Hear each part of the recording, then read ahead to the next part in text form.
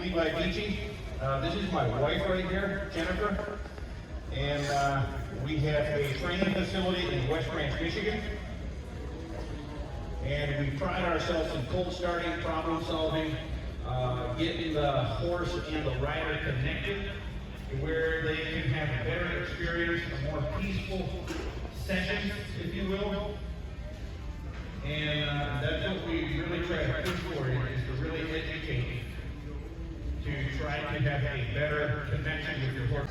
Always start with the good side. And the reason that is, I never want to come in and start working my horse where they're the weakest. Does that make sense? Always come in, start doing stuff where they can understand you and they're comfortable. Don't come in and go for the wound. It's going to make them mad. It's going to piss them off. And we want to do as little of that as we can. I don't want to make him upset, or I don't want to fight with him. I want to get it to where he can understand me, and I don't want to fight.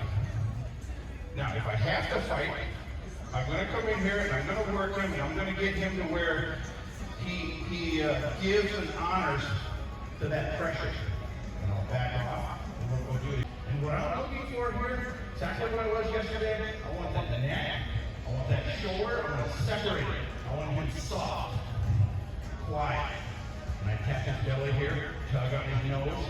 You see me tugging on him here? He's giving. He's not doing like this like he was yesterday. We're pulling on him. He got really mad at me yesterday for that. Now the good thing is, he didn't lose his mind and got so mad where he checked out. That wouldn't be good on my part. Because as the teacher, I'm saying, I am good enough for whatever this horse needs, I can do. So if I get him so mad that he checks out, that means I dump him over the cliff. That's not good. So I'm going to push him to the cliff, don't dump him over where he checks out. So we're going to trot at a 3. We're going to move forward. Beautiful.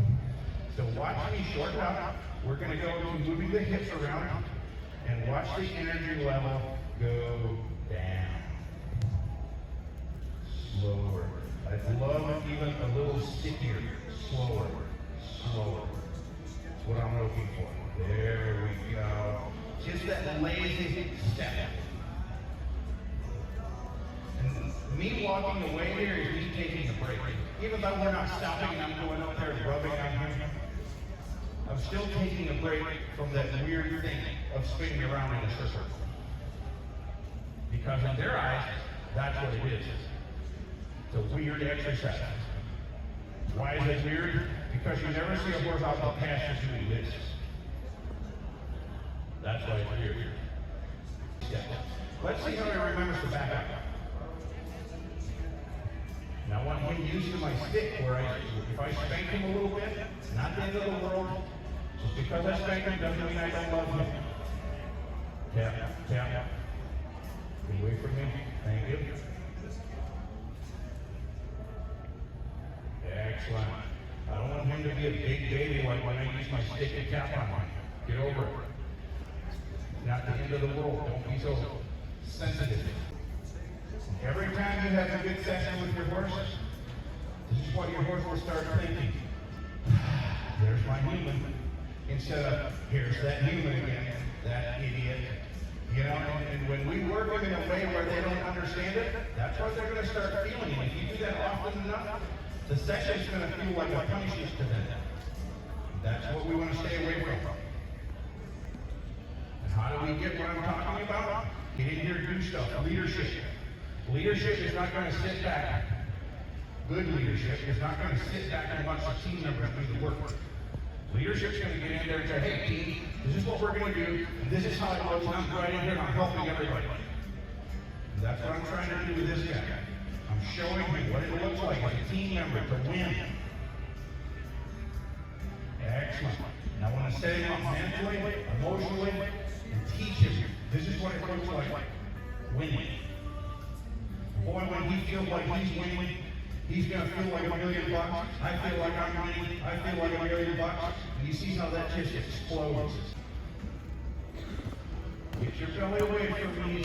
coaching him. Thank you. That's his responsibility. I'm not going to babysit him around here. When I ask him to step out, that means something. Thank you. Good. Let's go for the back up again. There we go.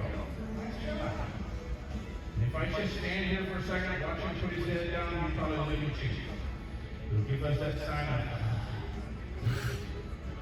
Thank you. He's already starting to breathe a little heavier. And that's not from physically working him, that's mental. The exercises I'm asking him to do is mentally stressful. And that's why I'm doing it, because I want to teach him how to deal with that person. Don't lose your mind, just honor and in some ways submit. Just submit to the process. It's no different than us. Like in our life, at some point we have to submit to a process. If you're going 80 mile an hour and a 55 mile an hour speed limit, you're probably going to get a ticket. You gotta submit to the process. He's probably not quite ready for a 10. If I did a 10 right now, I'd probably set him up for failure. That wouldn't be dumb as his leader and his teacher. Love it. Nicely done, young man. You know, one thing I haven't even really done is touched him today. You know? So how does he know that he's good? Release. That's exactly how he knows. You take that pressure away, he goes, oh wow, I understand that language. The touching is just a plus. And remember, when you come up here, he's a little sensitive because of us working, so don't come up here at a 3. He's going to move away. Come up here at a 1. Nice and quiet. Then, if he moves at the 1, that's his problem. I'll ask him to like, hey, that's not what I'm looking for. Calm yourself down. You guys remember the head thing yesterday? Where I got that head down at the end? Let's see if he remembers it. Remember how I did it? Left, right, left, right. Let's see if he remembered that. Then push. He's so smart. Push. Pull. Push.